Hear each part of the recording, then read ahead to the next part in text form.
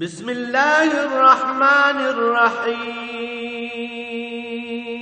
الرحمن علم القرآن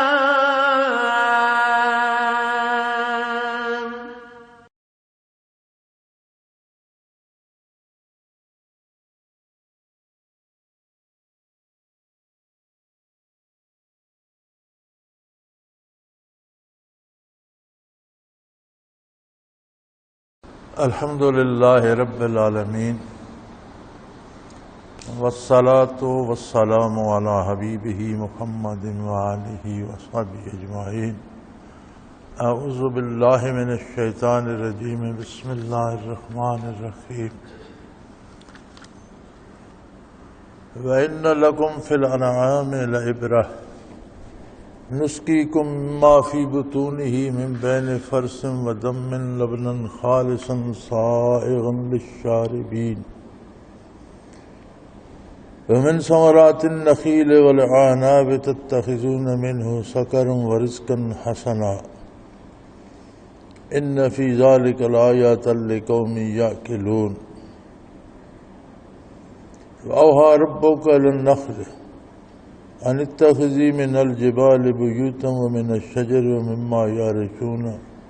ثم كلي من كل الثمرات فاسلكي سبل ربك ذللا يخرج من بطونها شراب مختلف ألوانه فيه شفاء للناس إن في ذلك لآيات لقوم يتفكرون والله خلقكم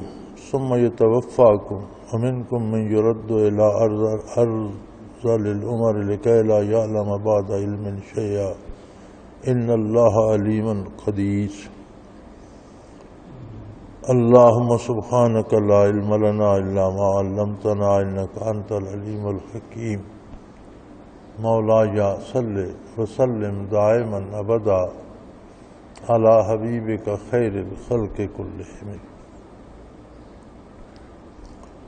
فرمایا یقیناً تمہارے لیے چار پاؤں میں اور حیوانات میں بھی بہت عبرت کا سامان ہے اور عظمت الہی کے دلائل ہیں۔ اب لوگ دیکھتے ہو کہ ان کے پیٹوں میں گوبر بھرا ہوتا ہے اور رگوں میں خون دوڑ رہا ہوتا ہے،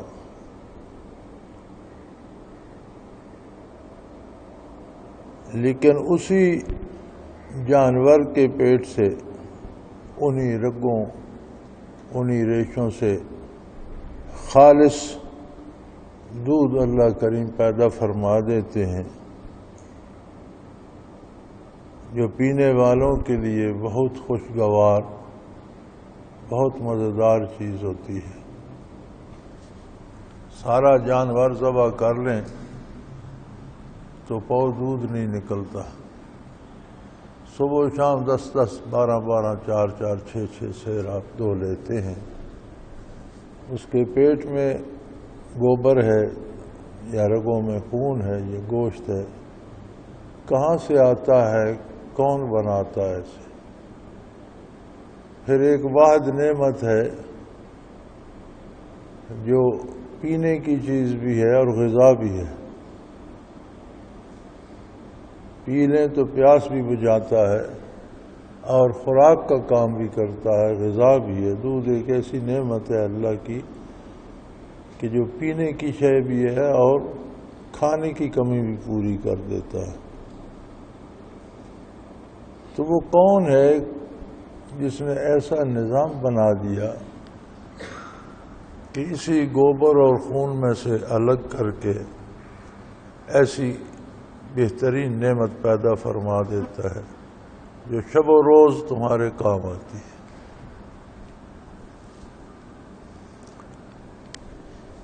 اور بے شمار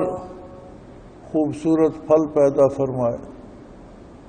کھجوریں، انگور اور اس طرح کے بے شمار، اور تمہیں عقل و شعور بخشا۔ اب انسانی اختیار و اقتدار یہ ہے کہ جب وہ استعمال کرتا ہے تو اسی بہترین پھل سے، انگور سے، کھجور سے شراب بنانے لگ جاتا ہے۔ کچھ اللہ کے بندے ایسے ہوتے ہیں جو اسے خوبصورت طریقے سے، رزق حسن، پاکیزہ اور طیب طریقے سے استعمال کرتے ہیں۔ اللہ کریم نے خصوصیتیں رکھ دی ہیں، انسان کو طریقے اور سلیقے سکھا دیے ہیں۔ اب یہ انسان پر مدار ہے کہ ان چیزوں کو کس طرح استعمال کرتا ہے۔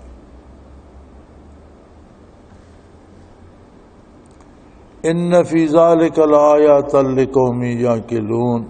اور جو لوگ کچھ شعور رکھتے ہیں ان کے لیے اس میں عظمت الہی کے بڑے دلائل ہیں۔ اب کھجور بہترین غذا ہے الحمدللہ، اور طبی اعتبار سے بھی جسم کی ساری ضرورتوں کو پورا کرتی ہے۔ میں نے بنگال میں دیکھا ہے کہ کھجوروں کے تنوں کو بھی وہ زخمی کر کے 7 برتن باندھ دیتے ہیں اور اس میں اس کا رس گرتا رہتا ہے، پھر اسے بھی گرم کر کے اس سے بڑا بہترین گڑ بناتے ہیں، بہت اچھا۔ تو ڈھاکے تک میں وہ دکانوں پر ملا کرتا ہے کھجور کا بنا ہوا گڑ، کھجور کے تنے سے پانی نکال کر اس کا گڑ بناتے ہیں۔ کھجور بجائے خود ایک بہترین غذا بھی ہے اور بہت سے امراض کی دوا بھی ہے، لذیذ بھی ہے، لیکن انسان جو بد نصیب ہیں وہ اس سے شراب بھی بنا لیتے ہیں۔ انگور بہترین غذا بھی ہے، دوا بھی ہے، اسی طرح دوسرے پھل بھی۔ اب انسان جب استعمال کرنے پہ آتا ہے تو اگر وہ قدرت باری پہ غور کرے کہ کس طرح کا پھل اس نے ایک چھوٹی سی جھاڑی پر، بیل پر لگا دیا، تو اسے اللہ کے حکم کے مطابق اور جائز طریقے سے استعمال کرے۔ جب عظمت الہی کو بھول جاتا ہے تو اسی پاک اور طیب پھل سے شراب بنانے لگتا ہے اور اللہ کی منع کی ہوئی طریقے سے اسے استعمال کرتا ہے۔ تتخذون منہ سکرا ورزقا حسنا، یعنی تم اچھی غذا کو خراب کر کے بھی استعمال کر لیتے ہو، اور اللہ کے بندے جو ہیں اسے پاکیزہ، طیب اور جائز اور حلال طریقے سے رزقا حسنا کے طور پر استعمال کرتے ہیں۔ لیکن اگر غور کرو تو کھجور کا تنا، کھجور ہری بھی ہو تو بظاہر ایسے لگتا ہے کہ خشک سا تنا کو کھڑا ہے، اس کے پتے دیکھیں تو عجیب و غریب سے ہیں، لیکن جب اس پہ پھل لگتا ہے تو اس پھل کی نرمی، اس کی شیرینی اور اس کی لذت اور اس کے اثرات دیکھیں تو حیرت ہوتی ہے کہ اتنی سخت قسم کے تنے سے اور اتنی کرخت قسم کے پتوں سے اور ایسی جھاڑی سے ایسا خوبصورت پھل آ رہا ہے۔ وہ کون ہے قادر مطلق جو یہ سب کچھ پیدا فرماتا ہے؟ کیا کسی بت میں، اللہ کے علاوہ کسی انسان میں کوئی جرأت ہے کہ ایسی چیز تخلیق کر سکے؟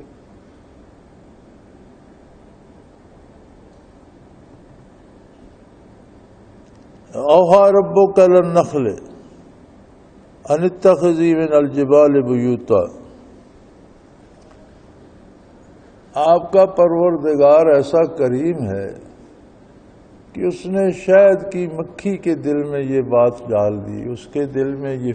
فن ڈال دیا، اسے یہ فن سکھا دیا، اسے یہ سلیقہ سکھا دیا کہ تم پہاڑوں میں گھر بناؤ، اونچی اونچی عمارتوں میں گھر بناؤ، درختوں پر گھر بناؤ۔ ایسا سلیقہ اس کے دل میں، اس کے ذہن میں ڈال دیا کہ ایک ادنا سی مکھی ہے، اس کے نظام پہ آپ غور کریں تو پورا ایک ریاست کا نظام ہے۔ کچھ مکھیاں ہیں جو کارکن ہیں، جو شہد بناتی ہیں، کچھ ایسی ہیں جو وہ گھر چھتا بناتی ہیں، ان کے پیٹ سے موم نکلتا ہے جس سے وہ شہد کا چھتا بناتی ہیں. ہزاروں اس میں لاکھوں گھر ہوتے ہیں اس چھتے میں، لیکن ایسا سلیقہ سے بناتی ہیں کہ ہر گھر ایک جیسا اور برابر اس کے پہلو ہوتے ہیں. سارے پہلو اس کے ایک سائز بھی برابر ہوتا ہے اور ایک جیسی خوبصورتی اور صفائی بھی ہوتی ہے. پھر اس کا نظام ایسا ہے کہ کچھ محافظ ہیں، سپاہی ہیں جو صرف چھتے کی حفاظت کرتی ہیں. وہ کسی دوسری مکھی کو اس میں پھٹکنے نہیں دیتی. کوئی دوسرے چھتے کی مکھی آ جائے تو قتل کر دیتی ہیں. اور بڑی عجیب بات اس کے بارے میں لکھتے ہیں کہ اگر اسی چھتے کی مکھی بھی ہو تو وہ کہیں غلاظت پہ بیٹھ جائے، واپس چھتے پہ آئے تو وہ جو محافظ مکھیاں ہیں وہ اسے قتل کر دیتی ہیں، اسے چھتے میں نہیں رہنے دیتی. اب یہ اتنی چھوٹی چھوٹی باتیں انہیں کس نے سکھائیں؟ کس نے ان کے دل میں یہ بات ڈالی؟ کس نے انہیں یہ شعور بخشا؟ ایک ملکہ ہوتی ہے، سارا چھتا اس کے ماتحت ہے، سارے اس کے حکم کی تعمیل کرتے ہیں. وہ چھتا چھوڑ کے کہیں چل دیتی ہے، ساری اس کے ساتھ پرواز کر جہاں وہ بیٹھتی ہے وہاں نیا چھتا بنانا شروع کر دیتی ہیں. ایک پورا نظام ہے کہ کچھ کارکن ہیں، کچھ محافظ ہیں اور کچھ بچے پیدا کرنے والی ہیں، اور کوئی عجیب سا ان کا اپنا نظام ہے اور اس کے مطابق وہ سارا چلتا رہتا ہے. وَأَوْحَىٰ رَبُّكَ لِلنَّخْلِ أَنِ اتَّخِذِي مِنَ الْجِبَالِ بُيُوتًا. اللہ نے ان کے دل میں یہ بات ڈال دی ہے کہ صاف ستھری جگہوں پر گرد و غبار سے پاک اور دور اونچے اونچے گھر بناؤ، درختوں میں بناؤ، اونچے اونچے مکانوں کے ساتھ بناؤ، پہاڑوں میں بناؤ. اور ثم کلی من کل الثمرات، ہر قسم کے پھلوں سے پھر رس حاصل کرو. فسلکی سبل ربک ذللا، اور اپنے پروردگار کے آسان کیے ہوئے راستوں پر چلو. آپ کبھی مشاہدہ کریں تو شہد کی مکھی کبھی پھول سے اڑ کر سیدھی چھتے پر نہیں جاتی،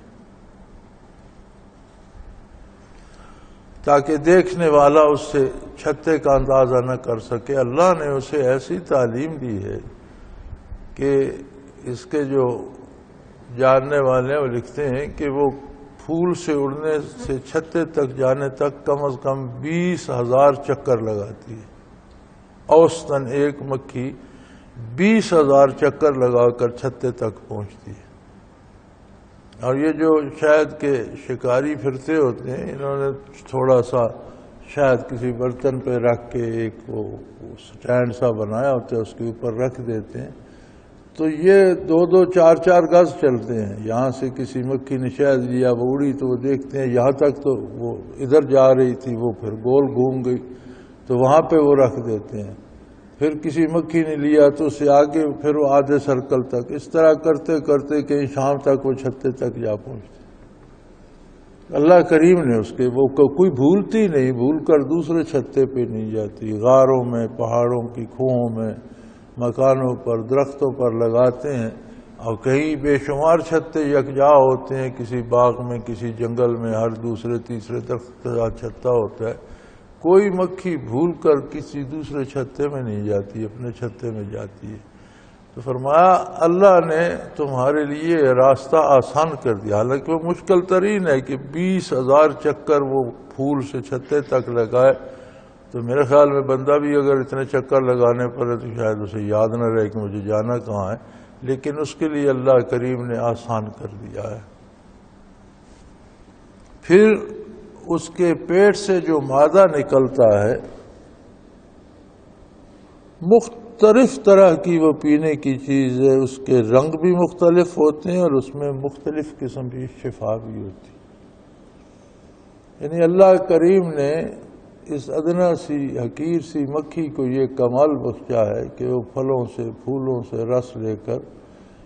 ایسا خوبصورت شہد بناتی ہے جو غذا بھی ہے، دوا بھی ہے. ہر مرض کا اس میں علاج ہے اور شفا بھی ہے. بے شمار امراض میں سیدھا سیدھا بھی استعمال ہوتا ہے، کہیں جل جائے تو اوپر شہد لگا دیں، دانت میں درد ہے کسی چیز پہ شہد لگا کر اوپر رکھ دیں، آنکھ کا بہترین علاج ہے، آنکھ میں زخم بھی ہو جائے تو تھوڑا سا شہد لگائے ٹھیک ہو جاتا ہے۔ تو بے شمار اس میں علاج رکھے ہیں، بلکہ ایک طبیب کی تاریخ میں، تاریخ طب میں ملتا ہے کہ ایک طبیب نے انسانی امراض کو 8 حصوں پر تقسیم کیا، پھر اس نے 8 قسم کی جڑی بوٹیاں تلاش کی اور ان کے باغیچے بنائے، پھر ان میں مکھیوں کے چھتے لگائے، تو وہ 8 قسم کا شہد تیار کیا کرتا تھا مکھیوں کے چھتے لگا کر، اور ہر مرض کا علاج انہی 8 شہدوں سے وہ کرتا تھا، کہیں 1-2 ملا دیے، کہیں دوسرا تیسرے سے ملا دیا، کہیں نرائے کی کھلا دیا۔ تو الحمدللہ یعنی وہ 8 رنگ اب یہاں بھی جو ملتے ہیں، شاید یہ فلائی کا ہے، یہ بیری کا ہے، یہ فلاں جھاڑی کا ہے، تو یہ مکھیوں والے جہاں ان درختوں کی کثرت ہو وہاں جا کر وہ چھتے لگاتے ہیں اور ان درختوں سے شہد حاصل کرتے ہیں، اور ان کی خصوصیات مختلف ہیں، مختلف شہد مختلف امراض کے لیے مفید ہے۔ ان فی ذلک لآیات لقوم یتفکرون، جو لوگ کچھ تفکر کرتے ہیں، کچھ سوچتے ہیں یہ سب کچھ کیا ہے، انہیں سمجھ آ جاتی ہے کہ اس سب کا خالق اللہ ہے، وہی یہ کر سکتا ہے، کسی دوسرے میں یہ سکت نہیں ہے۔ عجیب مخلوق پیدا فرمائی، ایک چھوٹی سی ادنا سی مکھی ہے، کسی کو مل جائے تو کاٹ لیتی ہے، تکلیف دہ ہے، اکٹھی 10 12 15 20 کاٹ لے تو بندہ مر بھی سکتا ہے، اتنا اس کا ہے زہر، ایک زہریلی مکھی ہے، لیکن اسے ایسے طریقے سے کھا دیے کہ کس سلیقے سے وہ، ہمیں تو ان پھول کی پتیوں میں سے کوئی رس نہیں ملتا، ہمیں تو ان درختوں کے پھولوں سے کوئی رس نہیں ملتا، وہ کس طرح سے ان میں سے رس لیتی ہے، پھر قدرت نے اس کے پیٹ میں کس طرح کا کارخانہ لگایا کہ وہی رس اس کی غذا بھی ہے، اسی رس میں سے انسانوں کی غذا اور دوا شہد جیسی خوبصورت چیز پیدا ہوتی ہے جو شفا ہے بے شمار امراض کے لیے۔ فی شفاء للناس، ہر قسم کے انسان کے لیے، نسل انسانی کے لیے اس میں اللہ نے شفا رکھ دی ہے۔ لیکن بات یہ ہے کہ انسان کو اللہ نے شعور بخشا ہے، اور صرف یہ فکر رہنا کہ صبح و شام کھائیں گے کیا، اور پیٹ بھرنے کی اور بچے پالنے کی اور گھر بنانے کی، تو یہ فکر انسانی نہیں ہے۔ یہ فکر تو ہر جاندار کو ہے، پرندہ بھی گھونسلہ بناتا ہے، جنگل کے درندے بھی اپنی کھو بنا لیتے ہیں ضرورت کے مطابق، بچے بھی پال لیتے ہیں، اپنی خوراک کا اہتمام بھی کر لیتے ہیں۔ انسان کو اس سے آگے جانا چاہیے اور اس تخلیق پہ غور کر کے اسے خالق کا اور اس کی عظمت کا پتہ چل جاتا ہے۔ لیکن اگر کوئی انسانی طور پر غور و فکر کرے، میں اس میں دلائل تو بہت ہیں، لیکن سوچنے والوں کے لیے، قومی یتفکرون، جو کبھی یہ سوچتے بھی ہیں کہ یہ سب کچھ کیا ہے، یہ کیسے ہوا، اس چھوٹی سی مکھی کو یہ خصوصیت کیسے مل گئی، اس خشک تنے کو یہ خصوصیت کیسے مل گئی کہ اس میں اتنا خوبصورت پھل آ رہا ہے، اس چھوٹی سی بیل میں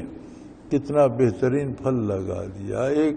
عجیب درخت ہے، پتوں سے لپٹا ہوا تنا بھی ہے اور پتے ہیں، اس میں سرے سے لکڑ ہے ہی نہیں،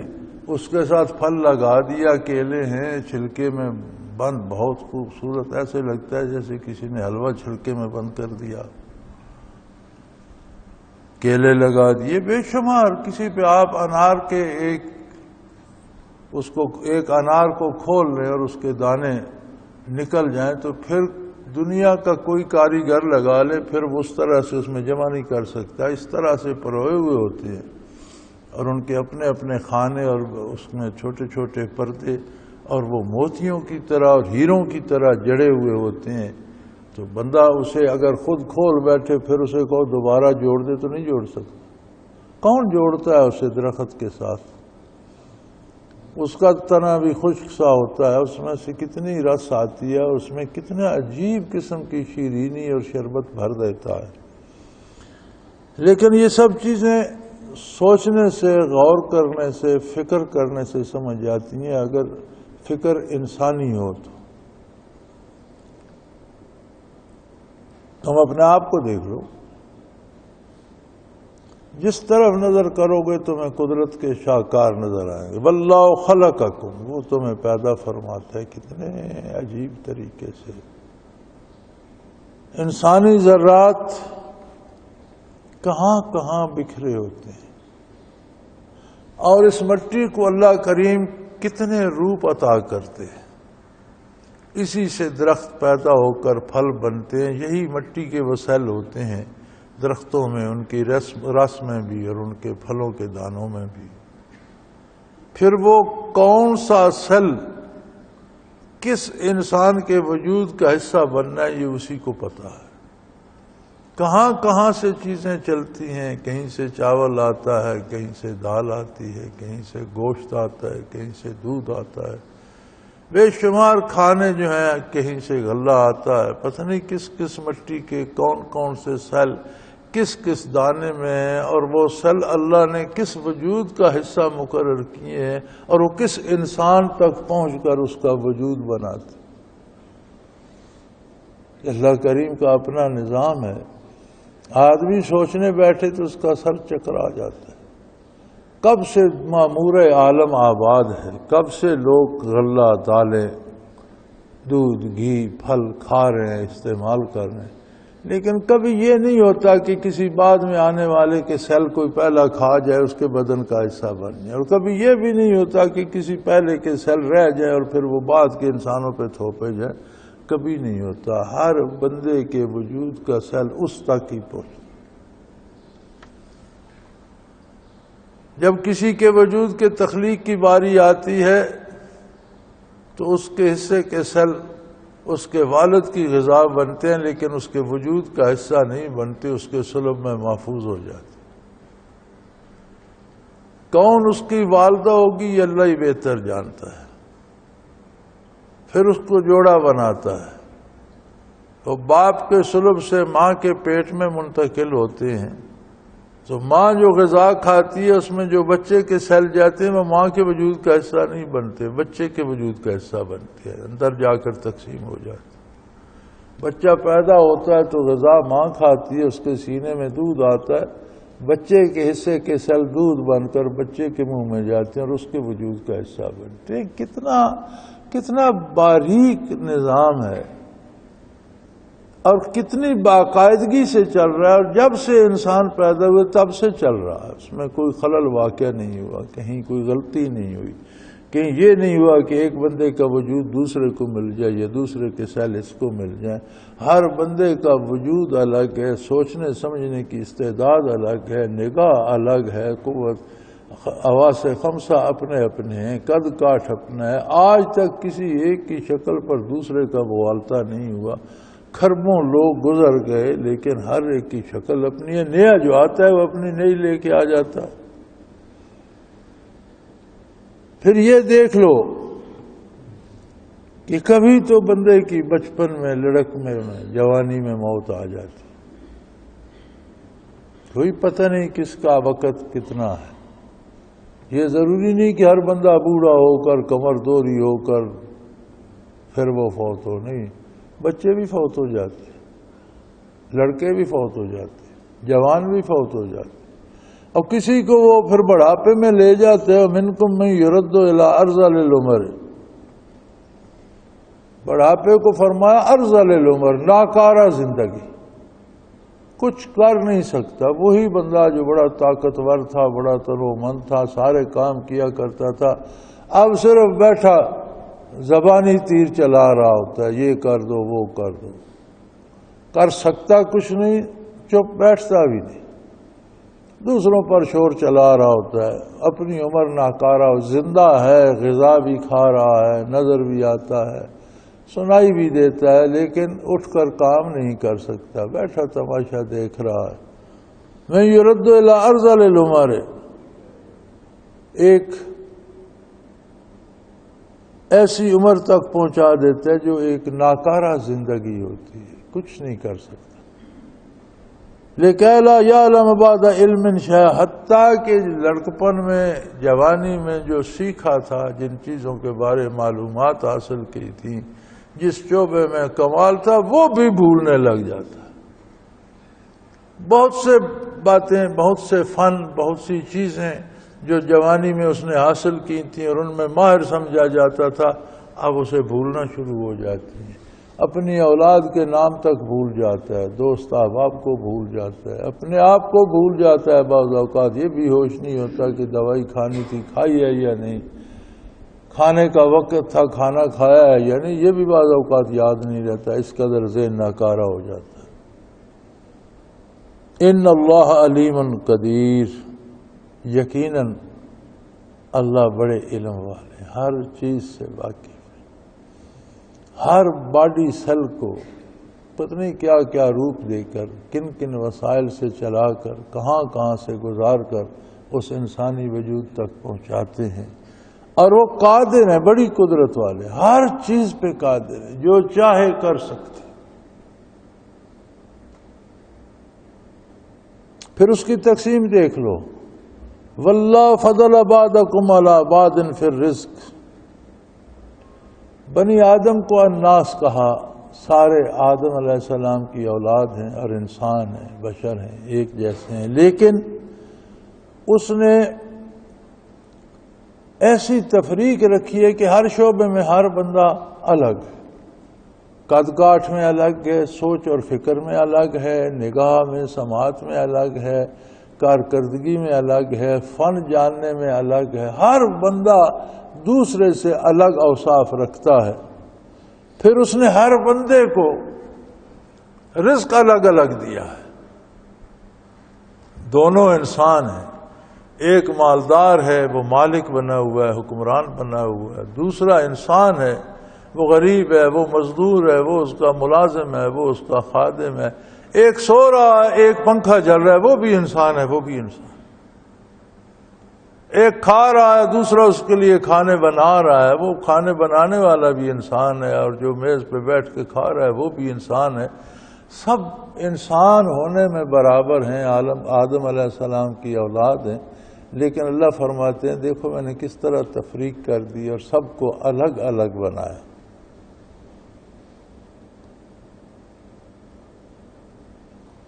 اب یہ قدرت کی تقسیم ہے، ورنہ اگر انسان چاہے واللہ فضل بعضکم علی بعض فی الرزق فما الذین فضلوا براد رزقہم علی ما ملکت ایمانہم فہم فیہ سواء،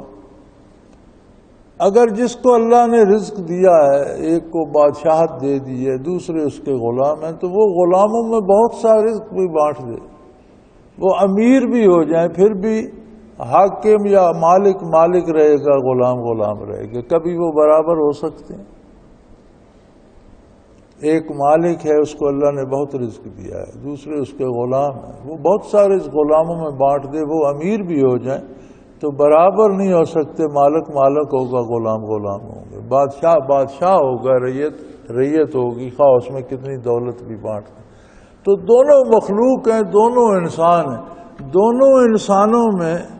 اگر عقل کا فرق ہے، شعور کا فرق ہے تو ایک جیسے نہیں ہو سکتے، نگاہ کا فرق ہے تو ایک جیسے نہیں ہو سکتے، مال و دولت کا فرق ہے تو ایک جیسے نہیں ہو سکتے، ایک بیمار ہو گیا، ایک صحت مند ہے، دونوں ایک جیسے نہیں، تو خالق اور مخلوق ایک جیسے کیسے ہو سکتے ہیں؟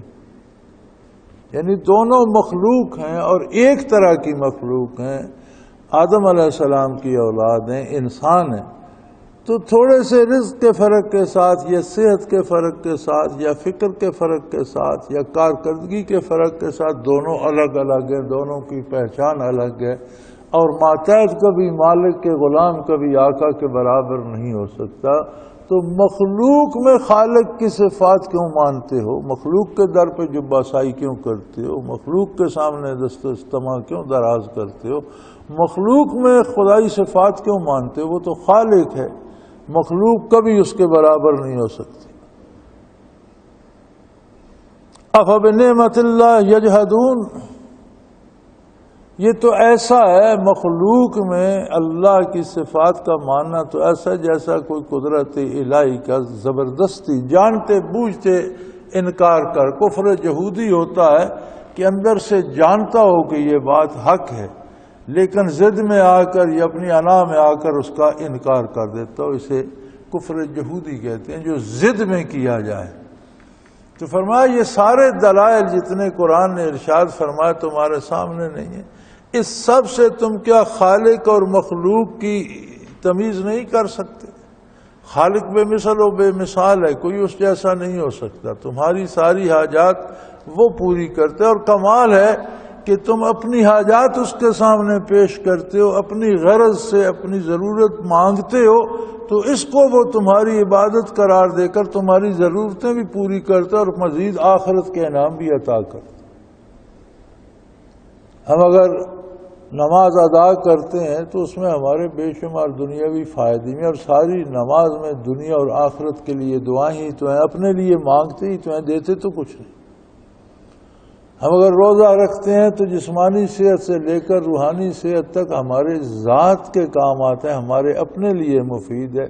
اللہ کا تو ہم کچھ نہیں سنوار رہے ہوتے، لیکن وہ ایسا کریم ہے کہ اس پر ہمیں انعام عطا فرماتے ہیں، اجر عطا فرماتے ہیں۔ پھر جو دنیا کے کام کرتے ہیں کرتے ہیں اپنی ضرورت کے لیے، لیکن اگر ان میں بھی یہ لحاظ رکھیں کہ اللہ کے بتائے ہوئے طریقے کے مطابق کریں تو اسے بھی وہ عبادت شمار فرماتا ہے۔ حتیٰ کہ نبی کریم صلی اللہ علیہ وسلم کا ارشاد عالی ہے کہ بندہ جو بیوی بچوں کو روزی دیتا ہے، ان کے ضروریات پوری کرتا ہے، ان کے کپڑے جوتے بناتا ہے، ان کے لیے گھر بناتا ہے، تو جو بیوی بچوں کو کھلاتا ہے وہ بھی اللہ کی راہ میں صدقہ شمار ہوتا ہے۔ عرض کی گئی یا رسول اللہ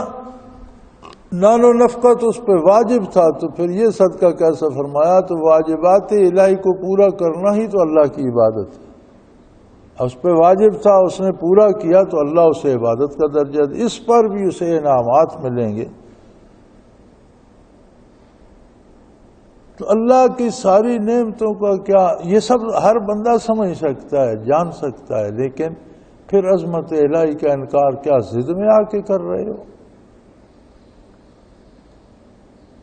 واللہ جعل لکم من انفسکم ازواجا، اللہ نے تمہاری جانوں میں سے، تم میں سے تمہارے لیے عورتیں پیدا کر کے تمہارے جوڑے بنا دی، یعنی عورت کوئی کم تر مخلوق نہیں ہے، عورت بھی آدم علیہ السلام کی اولاد ہے، اور ہم جیسی انسان ہے، جیسا مرد ہے جیسی عورت ہے، جس طرح مرد کے حقوق ہیں اس طرح عورت کے حقوق ہیں، جس طرح مرد کو زندہ رہنے کا، اپنی جان مال کا تحفظ اللہ کی طرف سے نصیب ہے، اسی طرح خاتون کو نصیب ہے، جس طرح مرد پر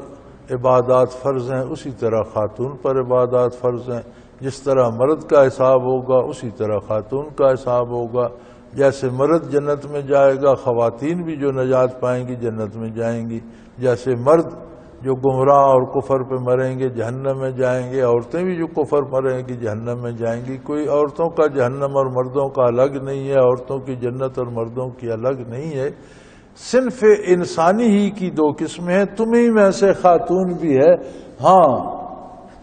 مرد کے فرائض اپنے ہیں، عورت کے فرائض اپنے ہیں، مرد کا جسم اور طرح کا ہے، خاتون کا جسم اور طرح کا ہے، اس کے مطابق اس کے فرائض ہیں، اس کے مطابق اس کے فرائض ہیں، اور ہر ایک کو اپنے دائرہ کار میں رہ کر کام کرنا ہے۔ مغرب نے عجیب ایک فراڈ کیا اور عجیب چال چلی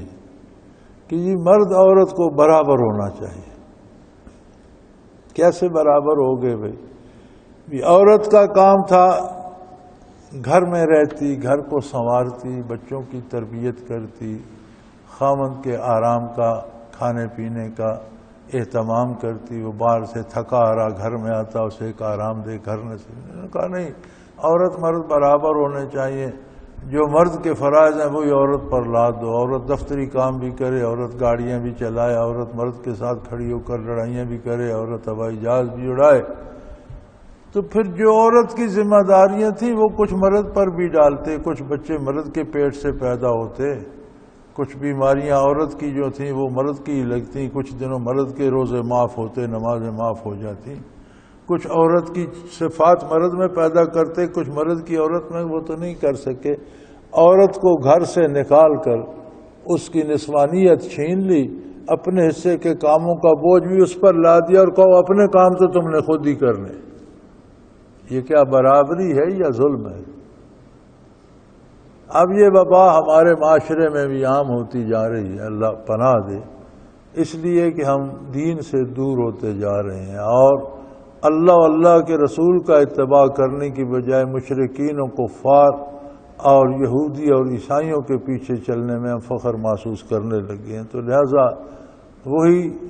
نتائج ہمیں بھی بھگتنے پڑیں گے جو وہ بھگت رہے ہیں، اور ہم بھگت رہے ہیں۔ مزے کی بات یہ ہے کہ جہاں بے حیائی بڑھتی ہے بدکاری بڑھ جاتی ہے، جہاں بدکاری بڑھتی ہے وہاں قتل عام ہو جاتا ہے۔ ہم دیکھتے ہیں کہ ہمارے معاشرے میں جوں برائی بڑھی ہے، قتل عام،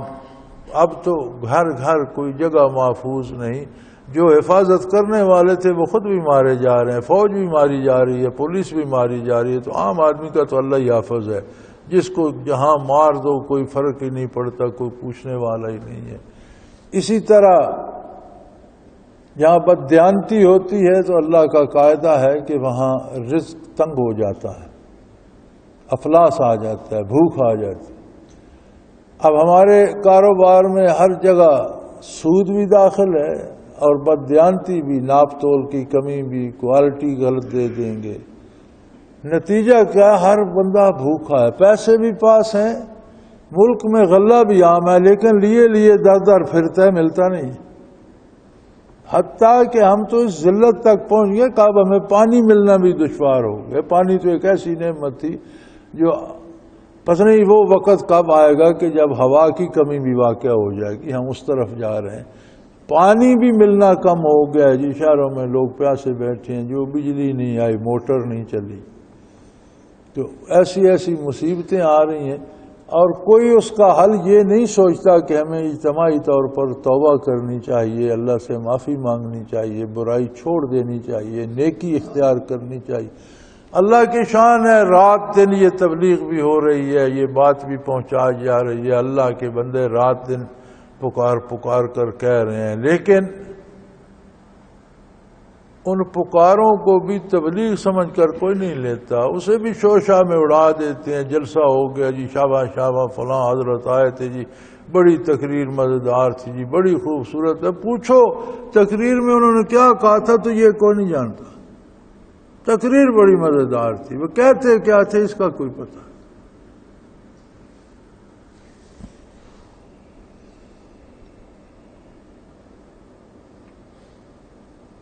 واللہ جعل لکم من انفسکم ازواجا، اللہ نے تمہارے جانوں میں سے، تمہیں میں سے تمہارے جوڑے پیدا فرمائے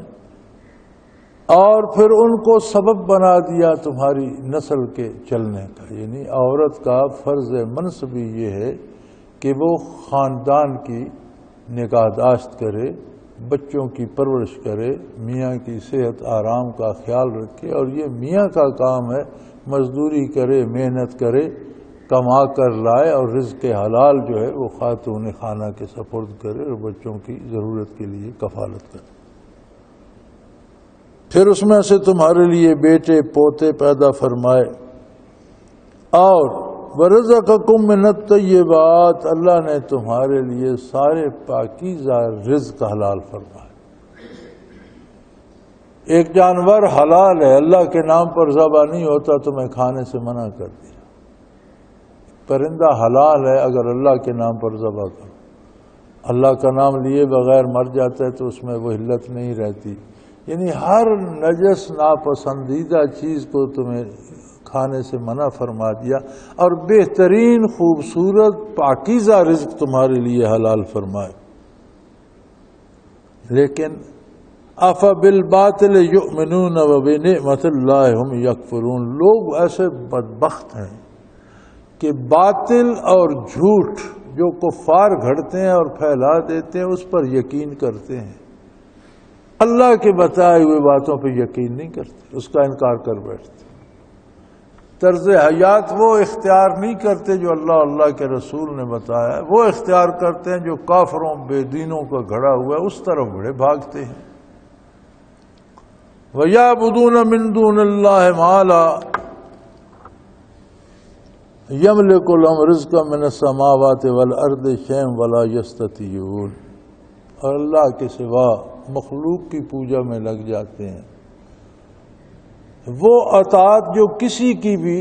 کی جائے جس میں اللہ کی نافرمانی ہو تو اس کی عبادت کہلائے گی، وہ خواہ آپ کسی بندے کی کریں، بت کی کریں، کسی فرضی نام کی کریں، درخت کی کریں۔ اگر کسی حاکم کی بھی وہ بات آپ مانتے ہیں جس کے ماننے سے اللہ نے منع فرمایا تو یہ اس کی عبادت کہلائے گی۔ اگر اللہ کو چھوڑ کر امیدیں کسی سے وابستہ کر لیتے ہیں اور اس لیے اس کی اطاعت اور خوشامد کرتے ہیں تو کہ یہ میری امیدیں پوری کرے گا تو یہ بھی اس کی عبادت کہلائے گی۔ تو فرمایا لوگ ایسے جاہل ہیں کہ اپنے جیسے مخلوق عاجز انسان کی عبادت شروع کر دیتے، اور اللہ کریم جس نے ساری نعمتیں پیدا بھی فرمائیں، جو ساری نعمتیں دے بھی رہا ہے، اس کی اطاعت کو بھول جاتے ہیں، حالانکہ وہ یہ جانتے ہیں کہ جس انسان کی خوشامد کر لیں لا یملک لہم رزقا من السماوات والارض شیئا، کیا وہ ان کی روزی آسمانوں سے یا زمین سے برآمد کر سکتے ہیں؟ اگر وہ کر سکتا تو پھر سارے انسان کر سکتے، پھر یہ خود بھی کر لیتا، پھر اس کا محتاج کیوں ہوتا؟ انسان تو یہ بھی ہے۔ کیا اس کے حصے کا رزق جو زمین میں ہے یا اس کے حصے کا رزق جو آسمانوں میں آتا ہے بدن کا بارش جیسے ہوتی ہے یا زمین کی اریدگی ہوتی ہے یا روح کا رزق جیسے انوار و تجلیات آتے ہیں، اس بندے کے اختیار میں ہے کہ وہ یہ نعمتیں سے لا کر دے؟ اگر یہ بے اختیار ہے تو جو پوجا کر رہا ہے جیسے یہ بے اختیار ہے، جس کی پوجا کر رہا ہے ویسے وہ بے اختیار ہے، تو اس کی ایک بے اختیار کی پوجا سے کیا حاصل؟ وَلَا يَسْتَطِيعُونَ، کوئی مخلوق نہ زمین سے رزق نکال کے جمع کر سکتی ہے نہ آسمان سے لا سکتی، یہ مخلوق کا منصب ہی نہیں۔ کس کس کے باڈی سیل کہاں ہیں، کہاں سے ان کو چلائے، ان کو کون سا روپ دے، چاول بنائے یا غلہ بنائے یا دال بنائے یا دوا بنائے یا غذا بنائے، مٹی کے سیل ہی گھاس بنے، سبزہ بنے، چارہ بنے، وہی چارہ جانور چرے، اسی کے پیٹ میں وہ دودھ بن کر نکلے، اسی دودھ سے لسی بنے، مکھن بنے، دہی بنے، کس کے کتنے سیل کہاں ہیں وہ غذا اس تک پہنچے۔ فرمایا یہ مخلوق کے بس کی بات نہیں، لا یستطیعون، مخلوق یہ کام نہیں کر سکتی۔ فلا تضربوا للہ الامثال ان اللہ یعلم وانتم لا تعلمون، اور اللہ کے لیے انسانوں پر قیاس کر کے مثالیں نہ دیا کرو۔ کفار اور مشرکین کہتے ہیں کہ بت خالق تو نہیں ہے، لیکن جیسے بادشاہوں کو وزیر اور امیر چاہیے ہوتے ہیں اور سفیر چاہیے ہوتے ہیں، یہ ہمارے بت اسی طرح اللہ کے وزیر اور نائب ہیں، یہ اس سے ہمارا کام کرا دیتے ہیں۔ وَمَا يَعْبُدُونَ إِلَّا لِيُقَرِّبُونَا إِلَى اللَّهِ زُلْفَىٰ، ہم ان کی عبادت اس لیے کرتے ہیں کہ اللہ سے ہمارے کام کروا دیتے ہیں، اور یہ ان کی بات سنی جاتی ہے، ہماری نہیں سنی جاتی۔ فرمایا ایسی مثالیں اللہ کریم پر نہ دو۔ بادشاہ مخلوق ہے اور مخلوق ہونے میں ایک گدھا کے برابر ہے۔ جس طرح ایک غریب فقیر ماں و باپ سے پیدا ہوا، بادشاہ بھی اسی طرح پیدا ہوتا ہے۔ جس طرح ایک غریب فقیر کو بھوک پیاس گرمی سردی لگتی ہے، بادشاہ کو بھی ہے، یہ اسی طرح اللہ کی مخلوق ہے۔ مخلوق پر اللہ کو قیاس کر کے مثالیں نہ گھڑ لیا کرو۔ مخلوق مخلوق ہے، خالق خالق ہے، اس کے ساتھ اس کی شان کے مطابق عقیدہ رکھو، جو اس کی ذات کو زیبا ہے وہ عقیدہ اختیار کرو۔ اللہ کریم جانتے ہیں، تم حقائق نہیں جانتے، اس لیے جو علم اللہ نے بذریعہ وحی عطا فرمایا وہ قطعی ہے، جو رہنمائی اللہ کے پیغمبر صلی اللہ علیہ وسلم نے فرمائی ہے وہ اللہ کی طرف سے ہے، وہ یقینی ہے اور قطعی ہے، اور جو اندازے تم لگاتے ہو یہ غلط ہیں، ان کو دین کے مقابلے میں، عقیدے کے مقابلے میں، اللہ کی ذات و صفات کے مقابلے میں یہ مثالیں پیش نہ کیا کرو۔ آخر دعوانا ان الحمدللہ رب العالمین۔ اللہ اللہ اللہ اللہ اللہ اللہ اللہ اللہ۔ حضرت امیر محمد اکرم آوان مد ذلہ العالی دارالعرفان منارہ ضلع چکوال میں سالہ سال سے قرآن و حدیث کے اوپر خطابات کر رہے ہیں اور سلسلہ نقشبندیہ اویسیہ کے مطابق لوگوں کو ذکر الہی کی تربیت دے رہے ہیں۔ وہ قرآن پاک کی تفسیر ترتیب وار بیان کر رہے ہیں۔ تفسیر قرآن کو وہ موجودہ ملکی اور بین الاقوامی حالات کے مطابق بیان کرتے ہیں۔ موٹر وے سے کلر کہار کے انٹرچینج سے نکلتے ہوئے، کلر کہار کی جھیل سے ہوتے ہوئے، میانی، بوچھال اور نور پور سے گزرتے ہوئے دارالعرفان منارہ پہنچ سکتے ہیں۔ حضرت امیر محمد اکرم آوان نے بچیوں اور بچوں کی دینی اور دنیاوی تعلیم کے لیے سقارہ اکیڈمی کے نام سے ایک درسگاہ بھی قائم کی ہے، جس کا افتتاح ملک پاکستان کے صدر جنرل محمد ضیاء الحق نے اپنے دست مبارک سے کیا تھا۔ وہ تمام احباب جو اسلام کی طلب رکھتے ہیں ان سے گزارش ہے کہ دارالعرفان منارہ ضلع چکوال میں امیر محمد اکرم آوان صاحب کے خطابات سے مستفید ہوں۔ وہ ہر جمعے کو نماز سے پہلے بیان فرماتے ہیں۔ ہر ماہ کی پہلی اتوار کو ماہانہ اجتماع ہوتا ہے جس میں آپ خصوصی خطاب فرماتے ہیں اور پاکستان کے چاروں صوبوں سے احباب اس اجتماع میں شرکت کرتے ہیں۔ اس کے علاوہ یہاں سال میں 2 مرکزی اجتماعات بھی ہوتے ہیں، ایک رمضان المبارک میں اعتکاف کا اجتماع اور دوسرا جولائی اور اگست میں 40 دن کا اجتماع ہوتا ہے جس میں روحانی تربیت کی جاتی ہے۔ اپنا خون سیماب دے کر اتنا ہم کر جائیں گے، نام آقا کا چمن میں پھر رقم کر جائیں گے۔